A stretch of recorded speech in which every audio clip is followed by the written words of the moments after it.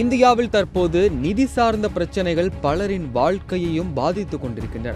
வேலைவாய்ப்பு குறைவு, மருத்துவ செலவுகள், குடும்ப சிக்கல்கள் போன்ற காரணங்களால் வங்கிகளில் தனிநபர் கடன்கள், வீட்டுக் கடன்கள், வாகன கடன்கள் எல்லாம் அதிக அளவில் எடுத்துக் கொள்ளப்பட்டு வருகின்றன. இந்த கடன்களுக்கு மாதம் தோறும் இஎம்ஐ கட்ட வேண்டிய கட்டாயமும் ஏற்பட்டு உள்ளது. ஆனால் சில நேரங்களில் இந்த கட்டணம் தவறிய போதும் மக்கள் என்ன செய்ய வேண்டும், வங்கி என்ன சொல்கிறது, சட்டம் என்ன சொல்லுகிறது என்பதற்கான தெளிவான தகவல் இல்லாமல் பயம் மற்றும் குழப்பத்தில் இறங்குவார்கள். முதல் தவறான இஎம்ஐ கட்டணத்திற்கு வங்கி பொதுவாக ரிமைண்டர் அனுப்பும்.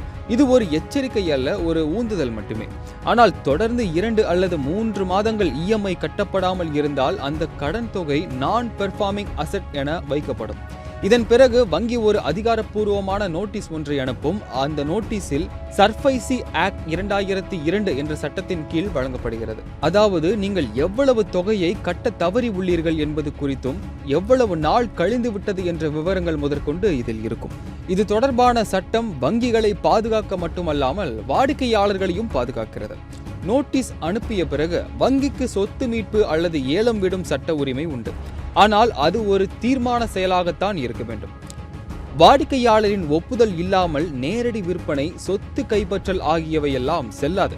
மேலும் வாடிக்கையாளரிடம் நேரில் தொடர்பு கொண்டு பிரச்சனை என்னவென்று முதலாவது கேட்டறியும் பொறுப்பு வங்கிக்கே உள்ளது.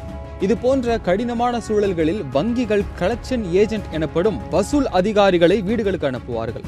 ஆனால் அவ்வாறு அனுப்பப்படும் வசூல் அதிகாரிகளுக்கு வாடிக்கையாளரை மிரட்டுவதற்கோ, தொந்தரவு செய்வதற்கோ, மன அழுத்தம் கொடுப்பதற்கோ எந்த விதமான உரிமையும் கிடையாது என்பதுதான் உண்மை. இது போன்ற சட்டவிரோதமான செயல்களில் வசூல் அதிகாரிகள் ஈடுபட்டால் உடனடியாக ரிசர்வ் பேங்க் ஆஃப் இந்தியாவின் வழிகாட்டுதல்களை முன்வைத்து புகார் செய்யலாம். ஒருவேளை இப்படி ஒரு நிலைமை உங்களுக்கு வந்துவிட்டால் முதலாவது நீங்கள் பயப்பட வேண்டிய அவசியம் கிடையாது. நீங்கள் நேரடியாக சம்பந்தப்பட்ட வங்கிக்கு சென்று உங்களது நிலையை தெளிவாக சொல்லுங்கள். நீங்கள் கட்ட முடியாத சூழ்நிலையை எடுத்துச் சொல்லுங்கள். இதன் தொடர்ச்சியாக வங்கி உங்களுக்காக இஎம்ஐ ரெஸ்ட்ரக்டிங் மொராட்டோரியம் அல்லது செட்டில்மெண்ட் போன்ற தேர்வுகளை எல்லாம் வழங்குவதற்கு வாய்ப்பு உண்டு. உங்கள் வருமானத்தை பொறுத்து இஎம்ஐயை குறைக்க அல்லது கால அவகாசத்தை நீட்டிக்க இந்த முறையானது வழிவகுக்கும். எதையும் மறைத்து வைப்பதை விட நேரடியாக சம்பந்தப்பட்ட வங்கிக்கு சென்று பேசுவது நல்லது. இது போன்ற நேரங்களில் வங்கிகளும் மனிதநேயத்தை மனதில் கொண்டு பயனாளிகளின் நிலையை புரிந்து கொள்ளும் பணிகள் தற்பொழுது அதிகமாக ஈடுபடுகிறது. ஆனால் வாடிக்கையாளராக நீங்கள் உங்கள் உரிமைகள் என்ன, சட்டம் என்ன சொல்கிறது என்பதை புரிந்து கொண்டு செயல்பட வேண்டும். ஒரு தவறான இஎம்ஐயால் உங்கள் வாழ்க்கை பாதிக்கப்படாது.